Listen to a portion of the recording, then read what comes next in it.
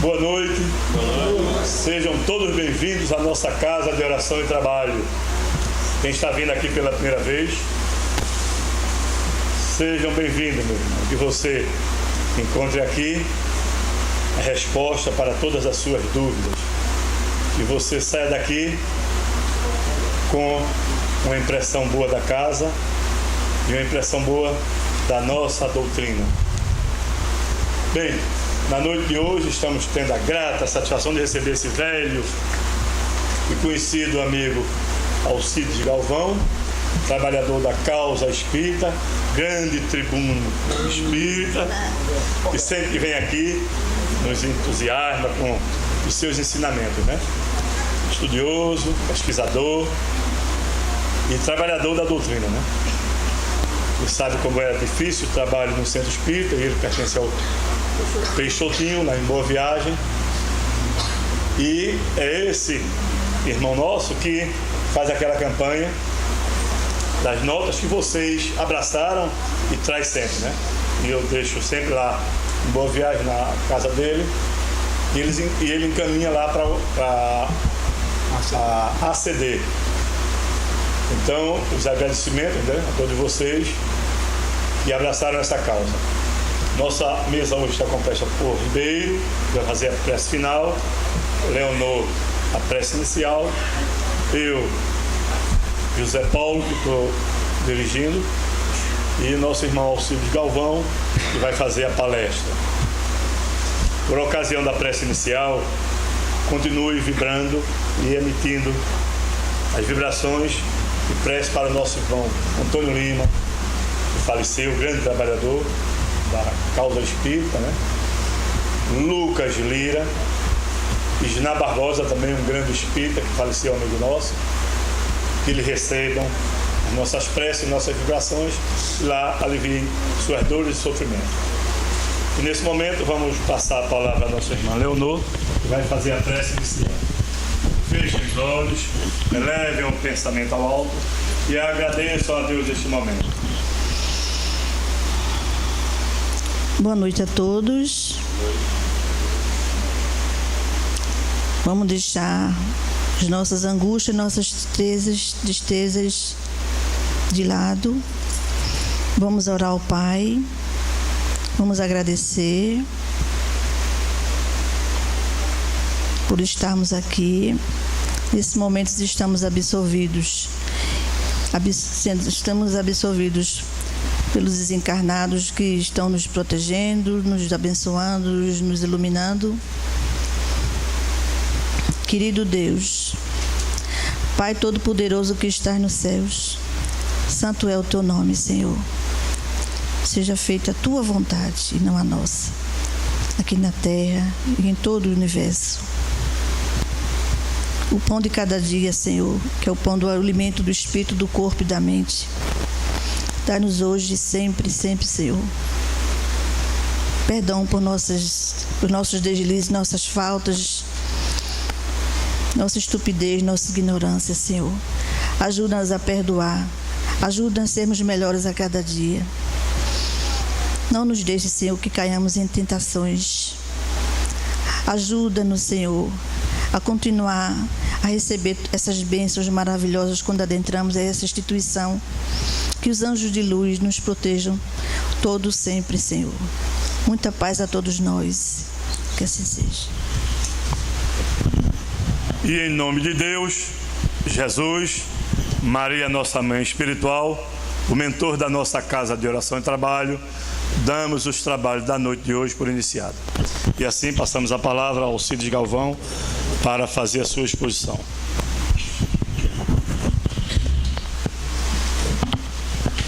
Caríssimas irmãs, caríssimos irmãos, sejamos todos bem-vindos a esta casa de oração e trabalho e possamos juntos, sob o amparo amoroso dos benfeitores espirituais que aqui se encontram, compreender melhor as lições desse jovem galileu chamado Jesus,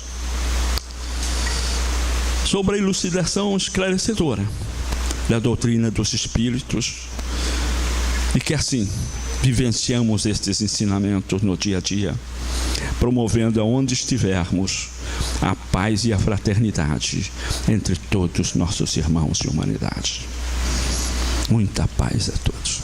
Não poderia deixar, antes de começarmos o nosso comentário, de vos agradecer. Agradecer em nome de todos aqueles nossos companheiros, trabalhadores, voluntários, funcionários, e principalmente deles, dos pacientes da ACD, pelo carinho com que vocês todos nos envolvem, não com esses simples cupõezinhos que nós recebemos, mas pela energia que vai nele, porque é isso que vai contar mais para todos nós que ali vivenciamos e trabalhamos para o bem daqueles pacientes. Nós somos muito gratos a Deus por tê-los como companheiros nessa jornada, nessa caminhada. Muita paz a todos. Vamos começar agora o nosso estudo, como foi passado lá no livro Céu e Inferno, estudando a parte segunda desse livro, né, onde se situa os exemplos. E nesse exemplo ele é subdividido em 8 capítulos. Ele vai começando, primeiro, vai nos trazendo as orientações sobre a passagem. A passagem, o próprio nome diz, dá a impressão que é uma passagem. Realmente é uma passagem. Somos nós deixando o corpo físico para voltarmos para o corpo apenas para a parte espiritual. Nós vamos estudar exatamente isso, essa passagem. E depois se titula vários e vários outros momentos, né? Por que ele chama essa segunda parte do Céu e Inferno de exemplo? Porque o Sr. Allan Kardec, né, ao estudar esse termo, a passagem, buscar essas informações, foi necessário para ele que realizasse muitas e muitas e muitas reuniões mediúnicas, né, a fim de que ele pudesse não ir buscar orientações em espíritos, né, que já tivesse sido uma sublimação moral, espiritual, não. Ele ia buscar informações com o espírito de pessoas muitas vezes conhecidas, até mesmo algumas horas de recém-desencarnado. Fazia essa reunião com apoio da espiritualidade, sobre o amparo e liderança do Espírito da Verdade, evocava e trazia aqueles espíritos ali na reunião pública, exatamente para conversar com eles e eles pudessem expressar o seu depoimento de como foi o translace, como foi o momento em que ele sai do corpo físico e volta para a espiritualidade. Aí então ele começa a classificar esses depoimentos, que foram muitos, né? Aí ele seleciona os principais e vai colocando lá em diversas dessas classificações. Começa com os espíritos felizes, o nome já diz, felizes, porque tiveram uma passagem saudável, uma passagem amorosa, uma passagem rápida e simples, e também foi muito curto o seu momento de perturbação. Espíritos que já tiveram um merecimento, um grau de elevação moral e espiritual para poder ter essa felicidade dessa passagem. E daí para sempre dizer espírito em condições medianas, quer dizer, menos felizes, menos elevados, menos merecedores, né? Aí vem espíritos sofredores, são aqueles que promovem muitas vezes o mal onde possa ter, são aqueles que estão muito distantes, né, dos ensinamentos do Evangelho de Jesus, são aqueles que realmente não promovem nada de bem de si, para que pudesse também aurir de algum tipo de merecimento, para poder ter o que nós podemos chamar de uma morte suave, né? Depois vem aqueles que passam por situações muito mais dolorosas, que são os suicidas, né? Nós vamos ver depois cada um deles, não cada um deles, mas vamos fazer uma geral, conforme nos coloca o Céu e o Inferno, né? O livro Céu e Inferno, para que possamos compreender. Aí vem os criminosos arrependidos. Nós podemos entender que criminoso, enquanto está aqui, ele é violento e tal, mas depois que vai para a erraticidade, que ele começa a compreender, né, que o mundo não acabou, a vida não acabou. Ali na boca do túmulo, ela se propõe muito mais intensa, porque a partir de então, ele começa a compreender todos os erros, todos os crimes cometidos, e aquilo, a consciência dele, que vai ser a nossa consciência também, a nossa grande juíza, o juiz que vai nos trazer a realidade, o nosso comprometimento com a vida, começa a amargurá-lo. Então ele começa a ficar em desespero, e quando ele consegue se arrepender, ele consegue também encontrar o socorro que tanto necessita. Aí vem os espíritos endurecidos e depois as expiações terrestres, né? Então, começando aqui com esse item, né? Uma das coisas que cada um de nós tem aqui é que ninguém ficará para semente. Então todos nós vamos ter o nosso momento, né, do translace que vamos ter, né, da vida física, deixando o corpo para trás, entende? E apenas o espírito liberto desse corpo, dessa condição material que o limita, inclusive, até mesmo nas suas ações, na sua forma de agir. Nós sabemos, por exemplo, né, que Jesus dizia assim, que o espírito assopra onde quer, nós nunca percebemos de onde vem. E realmente, né, o espírito, depois de liberto do corpo físico e com algum conhecimento melhor que ele possa ter, a velocidade de movimentação dele é a própria velocidade do pensamento. Vamos supor que se fôssemos um espírito com uma determinada compreensão de conhecimento e de merecimento, nós estávamos aqui agora e por algum motivo precisaríamos estar, por exemplo, no Japão. Só o fato de pensar já no Japão, a gente espiritualmente já estaria lá. Então nós podemos perceber como essa velocidade se faz tão intensa. Isso daí, para estudar no livro dos Espíritos, vocês vão encontrar lá, entendeu? Entre as perguntas 230 a 238 do livro dos Espíritos, todas estas orientações sobre essa velocidade, sobre a condição da vida espiritual de cada um de nós, livre do corpo físico, né? Então nós sabemos que uma das coisas com a qual a nossa fatalidade, isso ninguém vai conseguir escapar, é que nós vamos ter uma passagem também.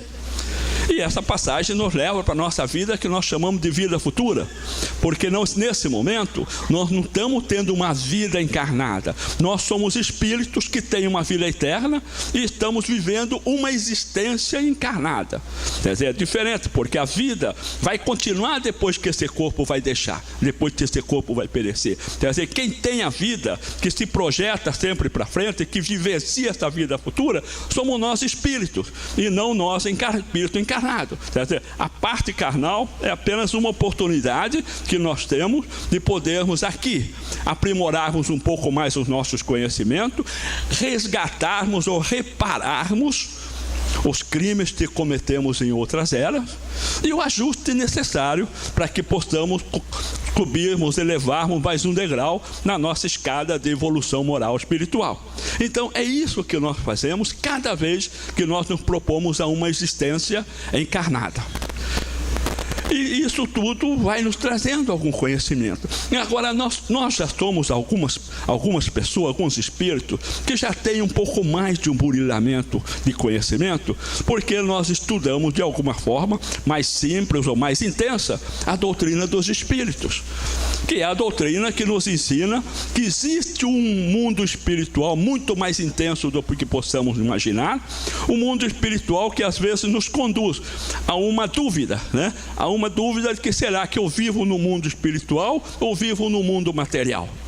Quando nós lembramos que na nossa crosta terrestre nós somos mais ou menos mais de 28 bilhões de espíritos envolvidos nessa trama, nessa convivência harmonizada de nosso globo. Ou seja, 7 bilhões é alguma coisa encarnado, e de acordo com como nos diz os nossos orientadores espirituais, mais 3 vezes por cada um na crosta terrestre, aguardando inclusive uma oportunidade encarnatória. Então são 21 bilhões lá e 7 aqui, são 28 bilhões de espíritos que convivem nesse globo chamado Terra, né? E com isso daí, nós muitas vezes sabemos lá quantos e quantos milênios já convivemos nesse globo ou em outros mundos, tais quais com as mesmas qualidades evolutivas que se encontra a Terra, ou seja, um plano de provas e expiações, né? Em outros mundos de provas e expiações, né? Quantas e quantas vezes nós já não fomos e voltamos nas nossas sucessivas reencarnações. E aqui ainda continuamos nós, por sermos ainda espírito de muitas imperfeições. Então nós sabemos que existe esse momento de uma vida futura que nos aguarda. E não vai adiantar nós começarmos a imaginar se nós vamos ou não vamos sofrer com essa passagem. Porque essa passagem, né, muitas vezes inquietam muitos seres encarnados em nossa órbita terrena, porque nem todos têm essa concepção de que a vida não encarnada é a verdadeira vida de cada um. A maioria deles tem uma percepção de que na hora que morre, né, a morte quase que chega a ser também um castigo. porque ele vai voltar, e quando ele volta, ele tem uma incerteza do que será do outro lado, porque ele tem uma crença, muitas vezes, ajustada em pequenos espaços, aonde se diz que ele pode ir para o céu, pode ir para o inferno, ou pode ir para o purgatório. Outras crenças dizem que quando a gente morre ou desencarna, vamos ficar em algum lugar, né, deitado, guardado lá, dormindo, aguardando o dia do juízo final, de quando Deus vai chamar os bodes e as ovelhas e vai separá-los, né? Para que aqueles que forem as ovelhas vão ter o gozo, vão ter o paraíso à sua disposição, e aqueles chamados bodes, né, entendeu? Vão para um lugar de choro e ranger de dentes. Isso daí está numa passagemzinha evangélica de Jesus, quando Jesus fala que aquele Senhor, né, que vai separar tudo, é exatamente como ele propicia, né? Ele coloca à direita todos aqueles, né? Venham todos vocês para cá, porque vocês foram aqueles que quando eu tive fome me deram de comer, quando eu tive sede me deram de beber, quando eu estava doente me assistiram, quando eu estava preso foram me visitar, né? Quando eu estava sem teto me deram abrigo, e quando estava sem agasalho, sem roupa, me vestiram. Então passem à direita e venham gozar das delícias que o Pai lhes prepara. Aí pergunta para ele: quando foi que nós ouvimos assim? Quando nós lhe demos de comer e visitamos? Ele diz: simples. Cada vez que vocês fizeram isso a qualquer um dos mais simples e humildes dos nossos e teus irmãos, foi a mim mesmo que fizeram. E do outro lado vem os bodes, né? E por quê? Porque vocês foram aquele que me viram com fome e não me deram de comer, me viram com sede e não me deram de beber. Eu estava no avelento, né? Vocês não me abrigaram. Estava nu e não me vestiste. Estava doente, passaram ao longe de mim. Estive preso e ninguém nunca chegou para me conversar comigo. Então, mas quando o mestre foi quando vocês fizeram isso, né, tal, com o mais simples dos meus irmãos, e não ajudaram, foi a mim mesmo que fizeram. Então vocês agora vão ter o merecimento, né, de ir para o mundo onde haverá choros e ranger de dentes. Então, quando nós começamos a pensar nesses ensinamentos de Jesus, nós começamos a ver esse mundo que ele fala para esse, que é o mundo superior, é um mundo feliz, é um mundo onde espiritualmente eles vão poder desenvolver muito mais essa aptidão, que eles assumiram esse comprometimento do bem em relação àqueles que nunca o praticaram. Eles vão voltar novamente para um novo mundo de provas e expiações, e a bronca maior não é essa, é voltar para um mundo de provas e expiações numa condição inferior à evolução tecnológica que a Terra já tem. Imaginemos nós voltarmos ao mundo de provas e expiações quando a Terra passou de primitivo para provas e expiações. Isso já faz alguns milênios. Então a condição vai ser muito mais difícil para cada um que vai ter que suportar isso. Por isso que ele diz: vocês vão para um lugar onde haverá choro e ranger de dentes. Então é essas preocupações, né, que muitos e muitos ainda têm com a morte. Que a morte pode levar inclusive a isso. E os que estão da doutrina espírita e muitas doutrinas já espiritualistas, que já têm a crença também fundamentada no processo reencarnatório, não tal qual como com as condições que o senhor Allan Kardec codificou sobre o amparo amoroso do grupo do Espírito de Verdade, né? Mas já o tem. Então já tem um certo comprometimento com a chamada vida futura, a vida espiritual. E nós sabemos muito bem que uma das coisas que ninguém vai poder fugir é da morte, né? Nós podemos, por exemplo, eu tenho que ir para o Rio de Janeiro, né? Mas não vou não. Então não vou, acabou. Agora, chega a hora de você assinar o bilhetinho com a morte, você vai conseguir falar: eu não vou? Não vai ter como. Então é uma condição, né, que é indispensável a qualquer que seja o ser. Seja ele o mais perfeito, o mais culto, seja ele o que tem o maior poder econômico, o maior poder de autoridade, o mais humilde, o mais simples em nosso mundo, não adianta. Quando chegar a sua hora, não vai ter jeito dele poder dar uma adiada, né, entendeu? Né? Não, deixa aí para amanhã, o avião quebrou, qualquer coisa assim. Eu gostaria de fazer uma pergunta. Você falou ainda há pouco que os espíritos mais evoluídos nos dizem que a gente tem uma proporção de 3 espíritos desencarnados encarnados para cada um encarnado no nosso planeta. Nossa crosta terrestre. Então, assim, em termos estritamente matemáticos, nos levaria a crer, em tese, que a gente passaria, teria um período na erraticidade que, em tese, poderia ser 3 vezes maior do que aquele que a gente tem aqui encarnado. Esse é simples. A pergunta qual seria? Quanto tempo, em média, a gente passa na erraticidade? Como é que... Muito simples. Vamos dizer, né, que o senhor é uma pessoa excelente, caridoso, faz o melhor que pode em benefício das pessoas. Eu sou avesso. E no mesmo dia nós desencarnamos, certo? Eu, como sou uma pessoa duvidosa, iníqua, má, entendeu? Eu vou passar muito mais tempo em condições até mesmo de me entender como desencarnado, para poder me preparar, ter a oportunidade de um socorro espiritual, onde eu possa ser levado para um lugar, uma colônia, onde vou ser preparado, ou passar por aquela fase toda, né, num processo assim de um grupo que prepara uma nova encarnação, do que o senhor que já tem o merecimento de ser mais facilmente reencarnado. Inclusive, de acordo com o merecimento do espírito que desencarna, ele pode até assumir uma encarnação tão rápida a propósito de uma missão, como um propósito missionário. Ele vem aqui não para purgar, não para poder depurar algum erro, alguma coisa assim, mas ele vem com o objetivo de mostrar que ele já é a tal ponto confiável, que ele assume uma missão para poder ajudar um grupo, uma nação, ou um povoado, alguma coisa, uma população, né, a alavancar com mais rapidez o progresso dela, pelo exemplo, pelos ensinamentos, ou pelo trabalho que ele possa avaliar. Então, em média, dizem também as literaturas espíritas, né, que transcorrem fato de 150 a 300 anos contado no nosso tempo, certo? Porque no tempo espiritual um século não é nada, né? Entendeu? Então há uma médiazinha assim, mas depende muito do nível de merecimento de cada espírito. Inclusive alguns deles, já com merecimento tal, que nem voltam para cá, já vão embora para um mundo de regeneração, já vão reencarnar num lugar onde a matéria já é bem diferente dessa. Já não precisamos, por exemplo, das comidas, dos alimentos grosseiros que tem aqui, para poder manter o corpo em condições de trafegar nesse trânsito encarnatório que estamos. Então existe alguma coisa que se estipula, mas depende muito do merecimento do espírito. Inclusive tem alguns espíritos, que aí já é um pouquinho ao contrário, que foram tão rebeldes, que quando eles desencarnam, até mesmo assumem uma forma de ovoides.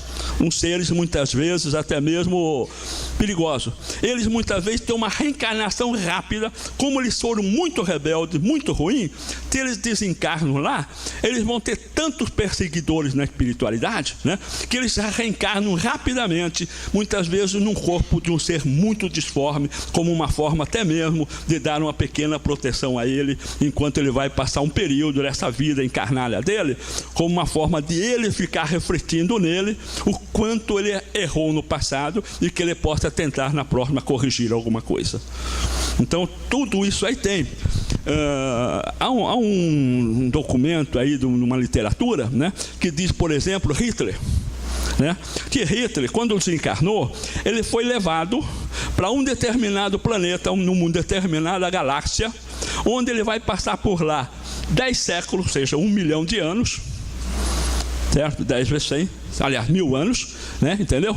Até que haja várias possibilidades e muitas reencarnações, inclusive para todos aqueles cerca de mais ou menos 6 milhões de pessoas pelo holocausto que ele promoveu com a guerra que houve, para que esses espíritos possam encarnar e desencarnar, a fim de amenizar um pouco o ódio, a raiva, o terror que teria contra ele como um fator de vingança.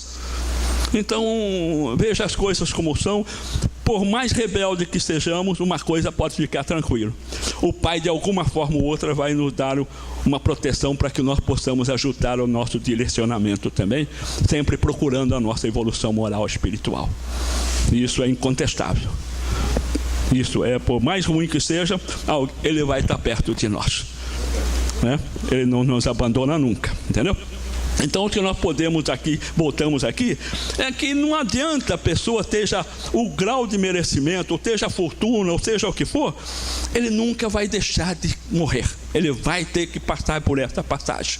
E quando passa, né, é que nós vamos devagarzinho começarmos a entendermos como é que isso vem a ocorrer, né?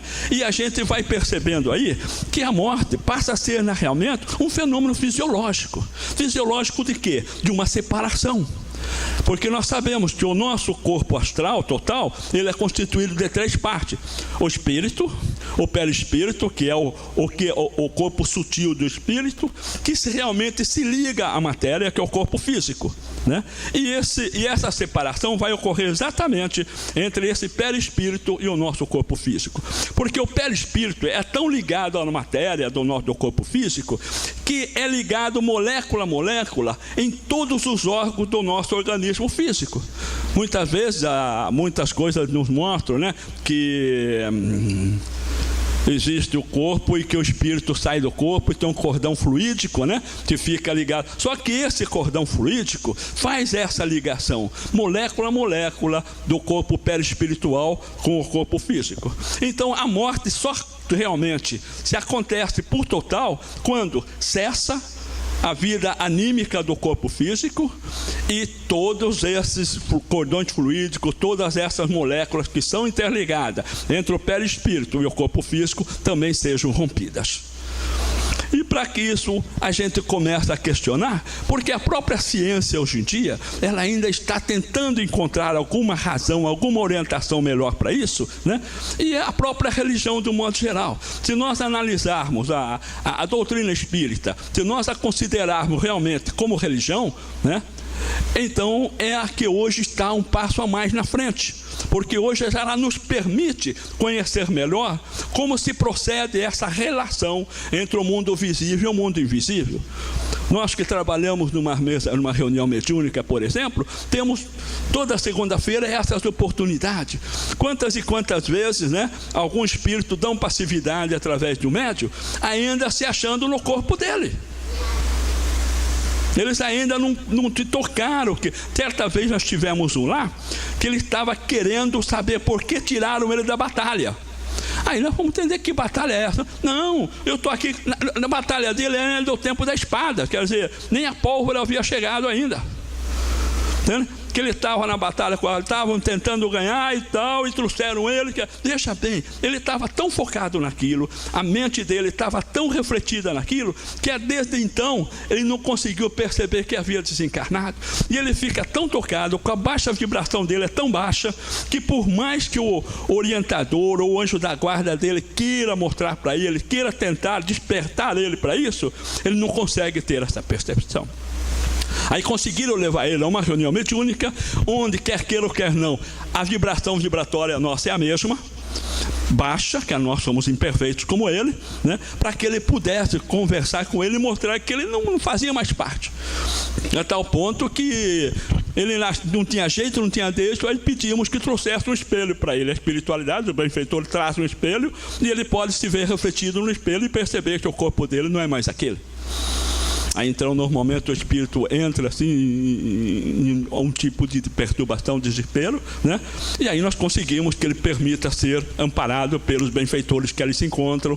Ele é levado para um hospital onde ele vai se refazer ele, todo o trabalho de orientação, e depois que ele passa um tempo lá, que já há a possibilidade de conversar melhor com ele, ele retorna para uma reunião mediúnica na mesma casa ou em outra, né? Para ir sendo mais esclarecido e mais orientado. Então a doutrina espírita hoje, né, ela nos mostra como nós podemos nos relacionar com o mundo invisível. Isso vai nos trazendo ainda muito mais segurança para nós mesmos e muito mais comprometimento. Por que nós continuamos errando? Porque nós continuamos muitas vezes, né, indo de encontro aos ensinamentos do Evangelho de Jesus. Porque se nós analisarmos todos os ensinamentos de Jesus, que ele possa trazer para cada um de nós, nós podemos resumir todo ele antes de 2 vogais, que é amor. Quer dizer, o amor é que tudo supera.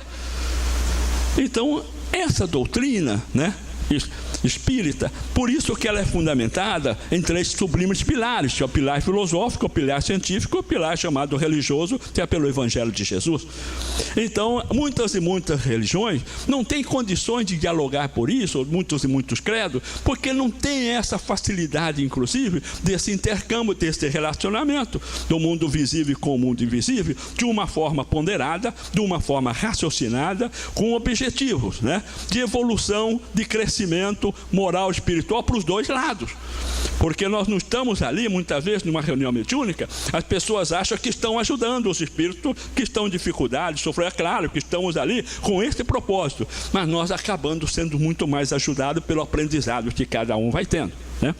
Então nós começamos a perceber, por exemplo, junto à ciência, quantos e quantos médicos, quantos e quantos psicólogos hoje trabalham muito nesses casos de pessoas que têm uma certa morte e voltam.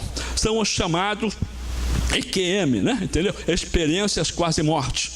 Então, muitos e muitos, nós temos vários deles aqui no Brasil, em vários lugares do mundo que fazem esses estudos maravilhosos. Aqui no Brasil nós temos hoje o doutor Sérgio Felipe, né? Que ele é um psiquiatra e conseguiu, depois de muito tempo de trabalho, né, na USP, né? Hoje a USP já tem um departamento, um setor lá de estudo, que é uma cadeira que para que os estudantes possam também se conhecer melhor, né? A medicina à luz do espiritismo. Então já é uma união mostrando isso, entende? Que muitos e muitos casos se processam dessa forma, né? E temos muitos e muitos casos que conhecemos. Por exemplo, teve na quinta-feira passada, o senhor doutor Silvio Romero estava fazendo uma palestra no Peixotinho, né? E ele estava nos mostrando isso, que uma senhora procurou ele com o seu filho, que o filho dela estava numa condição muito difícil, um rapaz já de uns 17 anos de idade, né? Muito difícil de comportamento, tudo. E ele procurou saber se o menino tinha algum problema com álcool, com droga, nada disso. E o menino rebelde, difícil, impossível de ser tratado, aquelas coisas todas, né?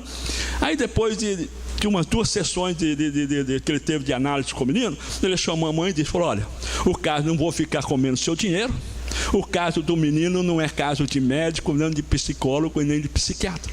Leva ele a uma casa espírita, onde ele possa passar por um atendimento fraterno e ser encaminhado para um tratamento. A mãe dele, você está louco, eu vou fazer isso? Você está falando bobagem? E foi embora. E levou o menino para um psiquiatra. O psiquiatra, o que ele vai fazer? É dopar o menino com uma série de remédios para poder acabar com aquela ânsia dele, aquela rebeldia, aquela agressividade que ele tinha. Ele vai ficar, claro, ele vai ficar dopado, ele vai ficar mole, vai ficar dormindo, vai ficar mais ou menos leso, como se diz na gíria, né? Mas depois, quando passava o efeito, ele voltava tudo à tona no novo, com toda a força. E assim, depois de uns 2, 3 meses, não vendo nenhum resultado favorável, né, ela procura um outro psicólogo. Esse outro psicólogo, depois de analisar, deu o mesmo parecer que o doutor Silvio Romero devia ter dado antes. Aí ela volta a Silvio Romero. Quando chegou lá, até falou, vim aqui, eu sei, mas aconteceu isso com o psiquiatra, não deu certo. Levei um outro psicólogo e também fez a mesma recomendação. Aí pergunta ela, onde eu levo ele? Fácil. Eu vou para o Peixotinho. Eu vou para lá, esse menino passou pelo atendimento fraterno, né? Isso já faz algum tempo, e o menino hoje é outro menino, sem precisar tomar medicação nenhuma, medicação homeopática ou alopática, entende? Apenas com o tratamento espiritual. Estava sobre um processo obsessivo muito sério. E isso daí nós sabemos muito bem, né, que na maioria das vezes são os nossos companheiros espirituais que agem por nós através da nossa mente e do nosso pensamento. As influências que eles trazem para nós é muito mais séria do que nós pensamos. Então, essas experiências que nós estávamos falando do EQM, tem muitos e muitos, se buscarmos na própria internet, em algum tipo de literatura sobre isso, nós vamos encontrar pessoas intelectuais muito bem preparadas, com conhecimentos elevados, fazendo esse trabalho e mostrando que existe realmente, né, alguma coisa além da vida e que não é aquela que nós esperamos, né, que seja um paraíso de contemplação. O senhor ficaria, por exemplo, num lugar, morando lá, sem fazer nada o resto da vida? Será que a gente conseguiria ficar quieto desse jeito, sem fazer nada? Então imagine o espírito que tem uma liberdade muito maior do que nós, que somos limitados pelo corpo físico. Entende? Então a oportunidade que se tem sempre é sempre do trabalho. O trabalho na senda do bem é que faz com que cada um de nós possa crescer, possamos evoluir de acordo com os nossos próprios comprometimentos com a vida. Então nós começamos a perceber que tudo o que se trata na natureza, no que se refere à morte, né, é uma ligação perispiritual com o corpo. Então quando acho que começa a própria ciência a conhecer melhor o que vem a ser esse laço fluídico que une a alma ao corpo, ele vai começar também a encontrar a chave que vai trazer muitas informações sobre esses e outros fenômenos, né? Nós começamos com fenômenos como foi que começou a própria vida, a própria estudo da doutrina espírita, ou codificação dela, por professor Allan Kardec, foi através de fenômenos das chamadas mesas girantes, né? E aqui, para a gente só poder, não é para ninguém comprar, estou só mostrando para vocês, né? Eu ganhei um livro, né, certa vez, entendeu? E esse livro chama-se Morri e Agora, né? E ele foi psicografado pelo médium Vera Lúcia Marinzec, né, que vem a ser tia de Patrícia. Não sei se vocês já leram algum livro de Patrícia, né? A Violeta na Janela, A Casa do Escritor, coisas assim, né? Vera Lúcia é tia dela, entende? Mas o autor espiritual desse livro é Antônio Carlos, né? Ele nos traz aqui o depoimento de 19 espíritos que desencarnaram. E esses depoimentos são vários, entendeu? Né? São espíritos, nós falamos aquela hora, tem espírito feliz, espírito isso, espírito aquilo, né? E ele vai colocando aqui no índice vários deles, né? Ele coloca aqui uma enfermeira, né? Ele coloca um artista, ele coloca um espírito, uma pessoa que tinha muito preconceito, ele coloca aqui um presidiário, um suicida, né? Um ateu, um político. E outros aqui, um que abusava do sexo, né? Um que participou inclusive de um evento aí, de uma revolução, de uma guerra, né? Um que praticou a eutanásia, médico praticava a eutanásia, vários e vários espíritos desses, né? Então 19 espíritos que ele traz o depoimento, cada um dando o seu parecer, né, de como foi essa sua passagem, né? Mas vamos tentar colocar isso. O tempo corre muito. Não tem jeito de botar um prego ali no ponteiro, não? Hein? Como corre? Bota, desliga, tira a pilha. Né? A insensibilidade, né, da matéria, nós sabemos muito bem. Quando nós sabemos que uma pessoa muitas vezes estava com toda a vitalidade, né, e de repente morre. Nós vamos lá e vemos aquele corpo daquela pessoa, muitas vezes uma pessoa jovem, né? Nunca teve qualquer problemazinho de dor de cabeça, nada de pressão alta, nada disso. Era uma pessoa que fazia seus esportes normalmente, tinha uma alimentação muito tranquila, entendeu? Né? Não usava de bebida, de cigarro, de fumo, nada disso. Uma pessoa de hábitos muito saudáveis, né? Morreu. Nós chegamos lá e pegamos naquela pessoa, a primeira coisa que a gente percebe é uma frieza e uma rigidez. Aí começamos a descobrir, né? Muitas pessoas ficam se debruçando em cima, chorando e se lamentando. Mas nós que temos algum conhecimento, então raspamos alguma coisa de percepção da doutrina espírita, nós sabemos que aquilo lá, o que animava, o que dava condições de vitalidade, era a alma que ele tinha lá. E essa alma não está mais ali presente para poder movimentar. Porque, por exemplo, quando nós dormimos, por que o nosso coração continua funcionando, né? Todo o nosso sistema metabólico continua em funcionamento, as necessidades dos hormônios, dos enzimas, da digestão das proteínas, dos aminoácidos, da reposição celular no nosso organismo, que nós temos reposições de bilhões de células de tempo em tempo, entendeu? Né? Por que isso ocorre? Porque se não continuava a ocorrer depois que a pessoa não mais está viva, no nosso sentido de entendimento. Porque se o corpo é o corpo, ele não depende de nada para se manter ativo, por que não acontece mais? Porque existe um princípio, existe alguma coisa que anima essa matéria que aqui está. E é isso que, mesmo nós dormindo, continua animando o nosso corpo a estar todo pronto, em condições de manter todo o trânsito circulatório do sangue, da respiração, do oxigênio, enfim, tudo que é necessário para que, ao acordarmos, nós podemos perceber que ainda estamos vivos dentro desse corpo que nos permite viver, né?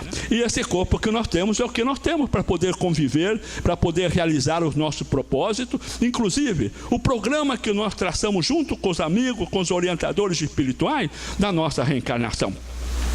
E a alma, durante esse momento de morte, né, ela vai sentir alguma coisa de dor e de prazer? Essa é uma questão que se procura, porque quando você tem uma vida, todas elas de desagregação material, vivenciando somente os prazeres mundanos, as questões sensuais, e você vai continuando com esse propósito até o fim da vida, e muitas vezes não tendo nem tempo para imaginar que Deus existe, porque Ele quer aproveitar a vida. E esse aproveitamento usa-se única e basicamente em direção ao ter e não ao ser.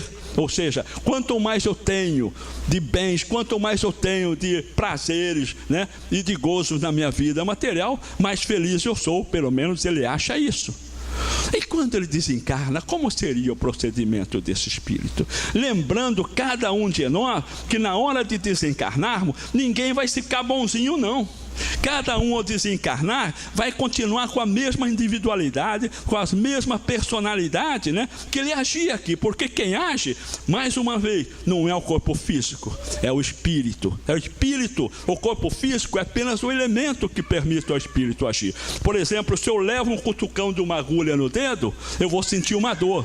Mas quem sentiu foi meu corpo? Não, foi o espírito, porque o corpo físico, sem a ação do espírito, que seria uma ação agindo em todo o sistema neurológico, ele não sentiria dor nenhuma. Então esse espírito, quando desencarna, como vai ser o procedimento dele do outro lado? Então nessa visão é que nós começamos a buscar, nós não, o Sr. Allan Kardec começou a buscar, né, junto com o grupo Espírito de Verdade. E ele começa a colocar aí 4 situações muito interessantes. Uma delas, se no momento em que a vida acaba, a vida chamada orgânica, o desprendimento do perispírito fosse completo, como seria a posição da alma nessa condição? Imaginemos que nós temos aqui uma pessoa cuja alma vai ser desprendida. E ela está interligada com um cordão fluídico. Agora esse cordão fluídico ele se irradia para todos os órgãos, né, físico que existe nesse corpo. Então cada um daquelas irradiações vai ter que ser desligada. Então quando isso acontece de maneira abrupta e com o corpo, vamos supor, na sua plenitude de ação, realmente o espírito vai ter uma dor terrível. Mas não uma dor que vamos chamar física, a dor moral. Vamos imaginar o seguinte: nós temos um objetivo. Vamos imaginar que esse objetivo seria eu conseguir fazer o curso de medicina, né, para poder ir trabalhar no programa Mais Médico. Entende? Então lá vamos nós, fazemos aquele esforço, todo o trabalho de estudo no cursinho, conseguimos ingressar numa faculdade de medicina, vamos agindo tudo, chega lá no 5º ano, fazemos todo o nosso internato, nas diversas especializações que vamos correndo, depois do 6º ano, vai para o 7º, 8º, saímos residentes da residência prontinho para entrar no mercado de trabalho. Fui lá, estou pronto para amanhã começar a trabalhar. Então aquela alegria, aquela euforia, de repente se acaba pela morte. Que vai sentir esse espírito nesse momento em que ele deixa tudo aquilo para trás? Ele vai ter uma dor de cabeça? Não, a dor moral dele de não poder dar continuidade àquele grande propósito que ele havia se promovido para fazer. Então essa é a dor difícil do espírito. Nós tivemos caso que temos conhecimento, vocês se lembram daquele avião da Air France, né? Entendeu? Que caiu no Oceano Atlântico. Tinha um casal ali, gente, recém-casado, iniciando a sua vida matrimonial, iniciando para a França, para Paris, para uma viagem de núpcia. E tinha um programa todo traçado, seus familiares várias vezes deram esses depoimentos, né? E eles morreram ali. Um deles, a moça, deu uma comunicação depois de um tempo numa reunião mediúnica, dizendo do desespero deles, de todos aqueles sonhos, aqueles que eles tinham de ter um lar com um determinado número de filhos, até o nome dos filhos que teriam, seria menino ou seria menino, já estavam tudo definido. Que dor moral é essa? De ver ceifado, de ver aniquilado o seu sonho? Mas em contrapartida, é necessário que a gente avance um pouco, aliás, que a gente retrograde um pouquinho mais no tempo e vamos a outras encarnações para ver o que nós proporcionamos, né, para determinados elementos que conviveu conosco, ceifando muitas vezes vidas nessas condições, para que nós tivéssemos que passar pela mesma dificuldade que estamos passando naquele momento. Então, nada fica sem uma resposta, nada fica sem a condição, né, de que nós só temos o que merecemos e só colhemos o que semeamos. Então, a alma, numa condição assim, quando ela já tem uma evolução, já tem um conhecimento da vida futura, ela já se predispõe sabendo que o amanhã, a qualquer instante, eu posso desencarnar. Eu não sei, eu não tenho hora e nem dia marcado, ninguém tem, para poder ter um bilhetinho e falar, olha, amanhã vai ser tal hora, então vamos preparar, vamos fazer a mala. Quem está aqui com a mala pronta para isso? Para esse tipo de viagem? Então, é essa condição que fica difícil ainda para nós, não porque nós não somos filhos de Deus, mas nós não nos preocupamos, nós não nos esforçamos um pouco mais para podermos fazermos jus a algumas coisas que nos traria melhor qualidade, inclusive de morte. Porque é interessante falar qualidade de morte, sim, qualidade de morte. Porque aquele que se predispõe no mal, a morte dele vai ser difícil também. E não é só o problema da morte, é o momento depois da morte, essa fase de perturbação chamada, entendeu? Que de acordo com o seu grau de conhecimento, o seu grau de evolução moral e espiritual, ela vai ser mais ou menos longa ou curta. E é uma fase de perturbação que todos nós vamos ter que passar. Mesmo alguns espíritos já têm alcançado uma coisa superior, mas vai existir um momento de perturbação, apesar que muitos deles, inclusive, vai ter a oportunidade de ver a própria finalização do corpo. Tem alguns que já alcançam um grau e que eles vão contando, né? Entendeu? Que eles vão percebendo com a doença, muitas vezes ele está doente há muito tempo, e durante o processo de doença dele, cada elementozinho, né, do fluido vital, do fluido perispiritual, vai sendo desligado lentamente. E eles vão participando disso, porque eles têm o conhecimento dessa condição de vida futura. E essa condição vai sendo para ele, né, que somente vai terminar tudo quando o último fiozinho for desligado com a última batida do coração. Então ele sabe que a morte do corpo físico chegou naquele ponto e cessou toda a vida orgânica. E ele está bem. Mesmo assim, ele vai passar por um momentinho de perturbação até que ele se recomponha nas suas energias e possa prosseguir o seu caminho com a mesma intensidade que vinha trabalhando, tanto encarnado. E ao contrário, acontece com aqueles que não estão nesse tipo de previsão. Se no momento, né, em que a conexão de dois elementos estiver no auge da sua força, quer dizer, tanto o corpo espiritual como o corpo físico estiver no auge de toda a sua evolução, de todo o seu trabalho, de toda a sua força física, material, e a força espiritual no trabalho que possa estar reagindo, e acontece de uma ruptura repentina, como que reage uma alma dessa? Muitas vezes nós vemos tantas pessoas que estão com todo o vapor e por ocasião, por exemplo, de um acidente, às vezes considerados até mesmo de uma forma maluca, estúpida, né, tira a vida daquele ser. No instante que aquilo vai acontecer, é lógico, os amigos espirituais, tudo, já muitas vezes, quando há um acidente, quando dá pancada, o espírito já não está mais junto do corpo físico. Porque se tivesse, a dor, o rompimento disso seria tão forte que o espírito talvez ficasse até muito tempo dementado pelo que estaria acontecendo.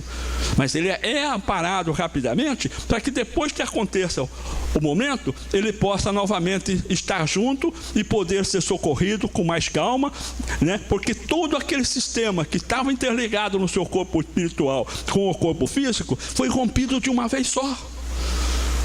É como nós tivéssemos aí um cano d'água assim e partíssemos ele, ou cortássemos no meio, vai ser um esborro de água, uma coisa toda errada, sem direcionamento, sem nada. Então a alma nesse tipo vai ter uma dor terrível. Lembra-se sempre, nós falamos em dor, não falamos em sofrimento, porque dor todo mundo tem, agora sofrer vai ser uma opção de cada um. Aquele que fica se lastimando a sua dor, ele está sofrendo. E tem muita gente que tem dor e realiza obras maravilhosas, faz um trabalho de bem e às vezes se esquece de tal forma de que está passando por aquela situação. E se essa união, né, a pessoa já vinha se definhando, tem pessoas que passam meses e meses em doença, em estado de coma, né? O organismo, por um câncer, qualquer coisa assim, já vai sendo corroído, né? Então, lentamente, todos aqueles cordõezinhos, aqueles laços fluidos vão sendo rompidos.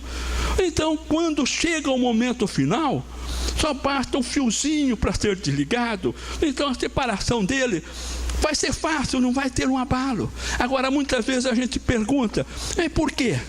Né? Porque aquele tem mais? Pode ser que tenha, de uma forma ou de outra, pelo tempo que ele passa doente, purgando aquilo numa cama, numa situação, muitas vezes, até mesmo de miséria que poderia ser, né? de misericórdia para aquele ser, né? E ele vai purgando suas imperfeições, seus defeitos, e com o resignado que ele possa estar, ele vai conseguindo superar aquilo. E vai se preparando para que na hora do momento exato, em que haja o rompimento desse cordão, ele esteja tão preparado, tão bem já preparado, que ele talvez não passe por um momento tão longo de perturbação por conta disso. Isso tudo se permite que as coisas, né, se condensem de uma forma muito mais viável para cada um. Então nós começamos a entender que quanto melhor a condição de cada um de nós, né, na realização dos bons propósitos, principalmente no trabalho que nos recomenda realizar, de amar e servir cada irmão de forma desinteressada, de forma descompromissada, né, ajudando e amparando cada um, nós vamos tendo uma condição melhor também para o caso da nossa morte, em relação àqueles que estão muito afastados desses propósitos. Daí resulta que a dor que acompanha a morte está sempre sujeito, né, à força de atração que une o corpo ao perispírito. Pessoas que são muito, muito ligadas à terra, ou seja, aos bens materiais, acontecem muitos casos que se tem conhecimento, né, de que ele está aqui, de repente vai morrer, agora vai, de repente ele retorna, recobra, parece que teve um outro alento, parece que teve alguma coisa que reanimou ele, né? É o espírito lutando para não sair, porque as pessoas que têm demais, têm muitos bens, ele fica lá, e eu vou deixar isso para quem? Né? É pessoas que estão tão arraigadas, né? E que nós lembramos também de uma passagem evangélica dessa, daquele homem que era um grande produtor, né? Entendeu? Ele teve uma colheita, uma produção maravilhosa. Aí ele falou, e agora? Onde é que eu vou guardar a minha colheita, né? Ele não tem aonde. Aí ele falou, vou fazer o seguinte, vou desmanchar o meu depósito, o meu silo, e vou construir um muito maior, vou guardar tudo lá. E fez isso numa correria, construiu e guardou, né? Aí quando terminou tudo, guardou, tá lindo e tal, né? Aí ele falou, alma minha, descansa em paz agora, porque para muitos e muitos anos não precisamos trabalhar, nós já temos aqui o suficiente para vivermos, né? Por muito, muito tempo, né? Vamos descansar e aproveitar a vida. Aí você ouve alguém falando assim, mal sabe ele que ainda esta noite o seu espírito será tirado. Quer dizer, a morte seria naquele. Então, todo aquele esforço que ele fez, valeu o que para ele? Alguém já viu alguma urna com gaveta para nós levarmos conosco os bens materiais que temos? Até hoje não se vê. Muitas vezes, uma das primeiras coisas que nos tiram quando a gente morre é o óculos, né? Até o óculos fica. Já viu algum morto assim numa urna de óculos? Pelo menos eu não tenho conhecimento, né? Então a gente vê que nem o óculos é nosso, nem o óculos é nosso, né? Entende? Então tudo depende da gente nessa transmissão, nessa perturbação. Então, a causa principal da maior ou menor facilidade do desprendimento continua sendo o estado moral da alma. O estado em que você se encontra, do bem, do seu adiantamento moral espiritual. Porque essa afinidade entre o corpo e o perispírito é proporcional ao apego da matéria. Quer dizer, o corpo físico e o perispírito, né? Eles estão tão unidos que eles ficam arraigados nessa condição. E não botaram o prego no relógio mesmo, não, né? É danado isso. Vamos ver se a gente consegue avançar mais aqui então, né?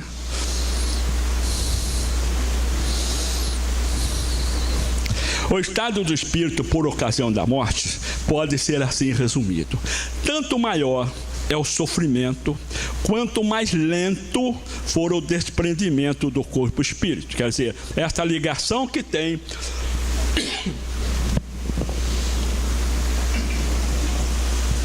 do perispírito com o corpo físico, quanto mais demorar para ser rompido, para ser desligado, quanto maior será a dor que essa alma vai ter. A rapidez desse desprendimento está exatamente na proporção do melhor adiantamento moral do espírito.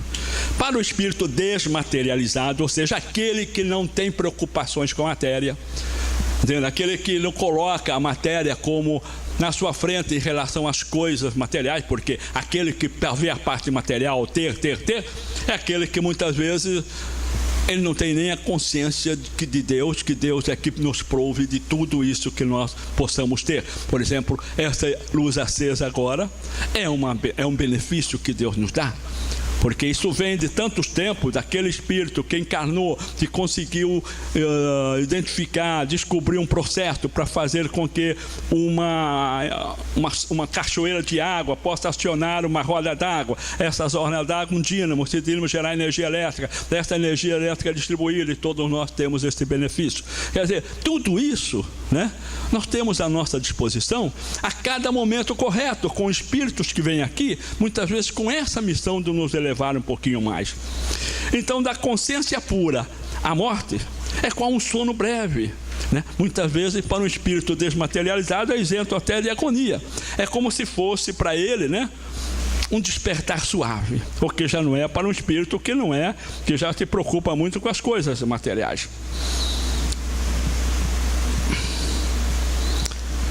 E assim eu convido os senhores, busquem no livro O Céu e o Inferno. Leio essa segunda.